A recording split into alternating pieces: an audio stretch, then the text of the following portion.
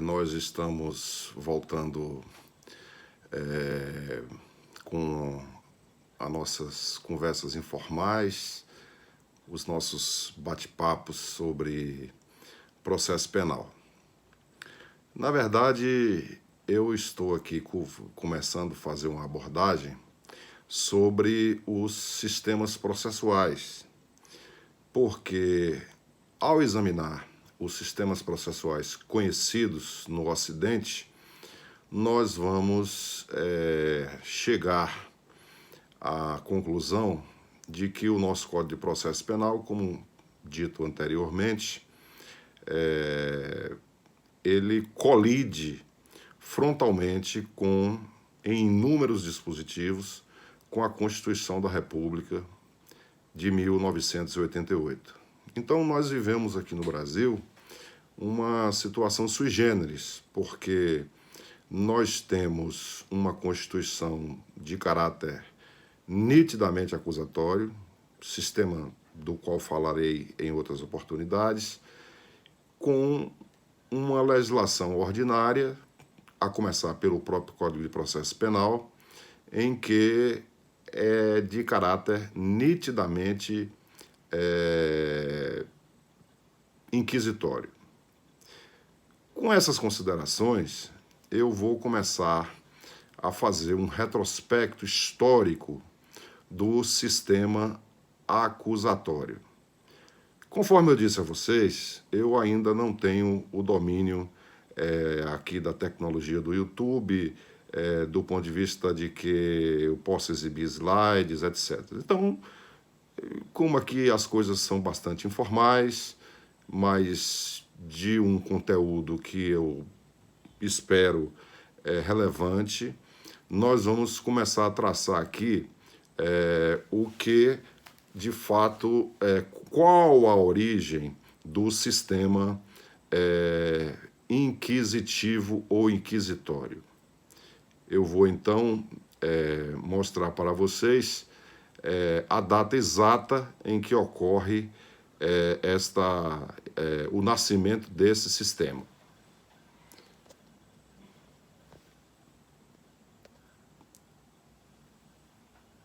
O sistema inquisitório, ele tem as suas origens na bula Vergentes Incenio, editada pelo Papa Inocêncio III no ano de 1191.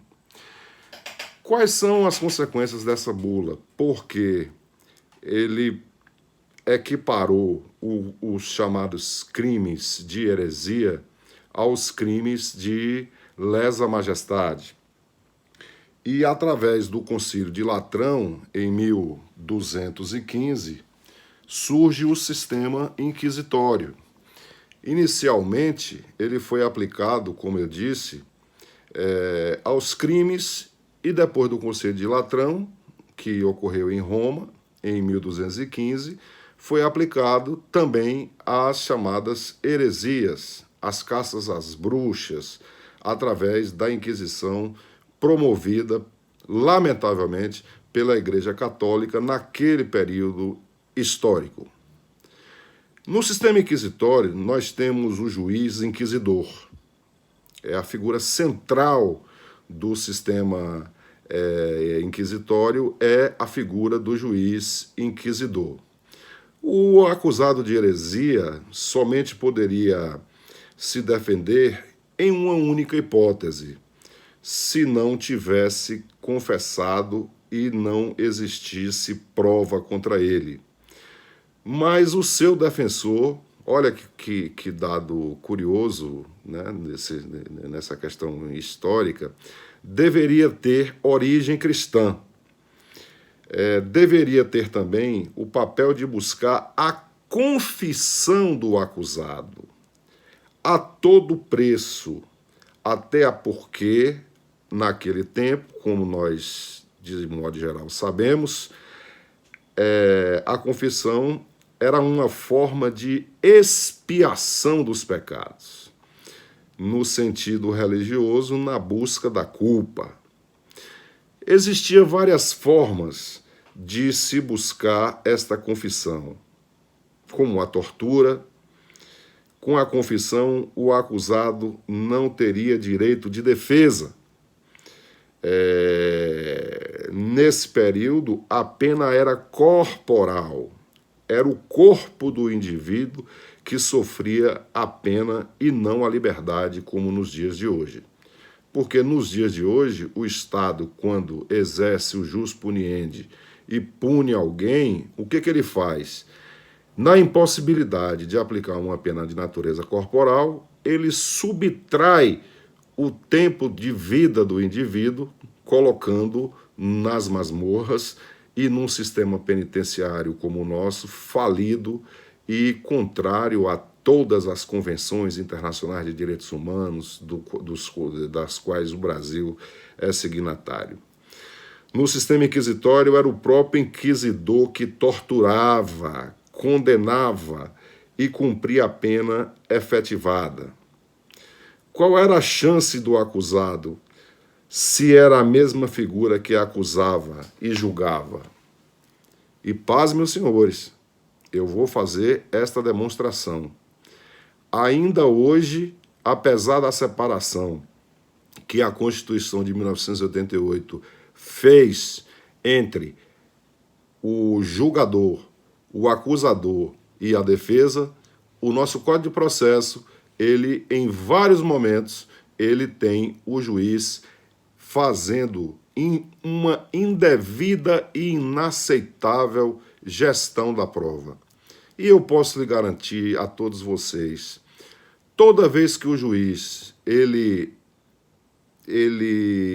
ingere, ele se mete, por assim dizer, na gestão da prova, no processo penal, ainda agora no ano de 2018, pleno século XXI, é para condenar o acusado. Eu nunca vi juiz nenhum buscar uma prova, ainda que autorizado pela legislação, com a finalidade de absolver o condenado. Daí a relevância de nós fazermos e conhecermos essa separação. Então, enfim, no sistema inquisitório, o juiz julgava, o juiz produzia a prova e o juiz também era o responsável pela obtenção da confissão como forma de expiação do pecado e também na aplicação da pena corporal. Na maioria das vezes, a pena de morte na fogueira, como temos inúmeros e incansáveis exemplos na nossa história. Então, em suma, eu posso afirmar a vocês que esses traços tão odiosos que encontramos no sistema inquisitório, ele ainda está presente aqui entre nós. Na próxima aula, melhor dizendo, não é uma aula, na próxima conversa, na nossa próxima prosa, nós vamos tratar do sistema acusatório, trazendo um comparativo, como já dito anteriormente, entre a Constituição brasileira e as leis ordinárias, especialmente ao Código de Processo Penal brasileiro, vigente desde o ano de 1941. Aquele abraço, muito obrigado pela atenção.